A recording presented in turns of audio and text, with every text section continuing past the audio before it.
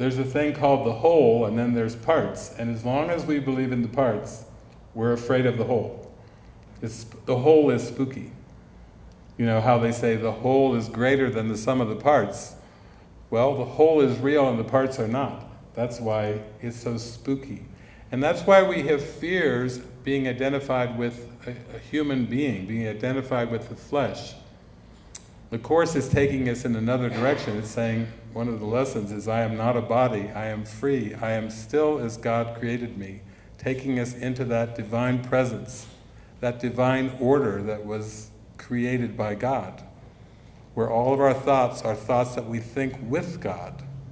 And all of the ego is just nothing more than the attempt to think apart from God, or think against God.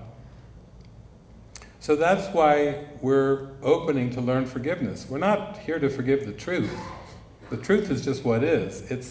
It's forgiving what the ego made. It's forgiving this puff of nothingness. It's forgiving this resistance, this reaction to God, this death wish. We have to learn to forgive it in our minds. And as long as we are invested in the world of form, as long as we are invested in the parts and the particles and all of that fragmented perception, then forgiveness escapes us. You might say that you have to see the world in a unified way before it disappears from your awareness and you realize that you are only love and light.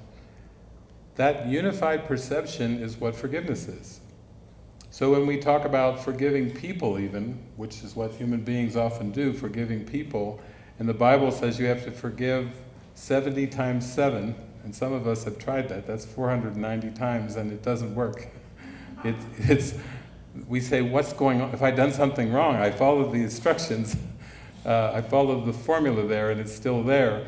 It means that we have to be so immersed in purpose, so guided by Spirit, that our entire perception of the world fuses together. So we're coming back to a fusion of perception.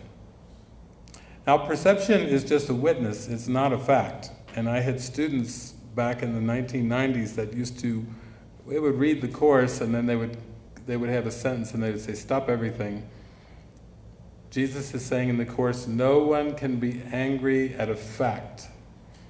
Now tell me what a fact is before we go any further. And I would say, God is a fact, Christ is a fact, and no one can be angry at a fact. But there's nothing perceptual that is a fact. It's very ephemeral, it's very temporary, it's always shifting and changing, moving. There's nothing stable about perception until we have a unified purpose that stabilizes all the events, that brings our mind to a sense of detachment from form outcomes, detachment from expectations, even detachment from goals and ambitions that used to be important. It doesn't matter when you seem to come to this unified perception. It could be on your deathbed.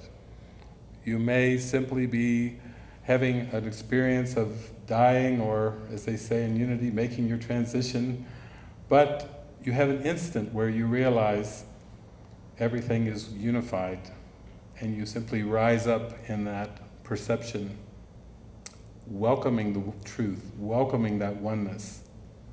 Doesn't matter what the form is, there's no particular time except for now that can be realized.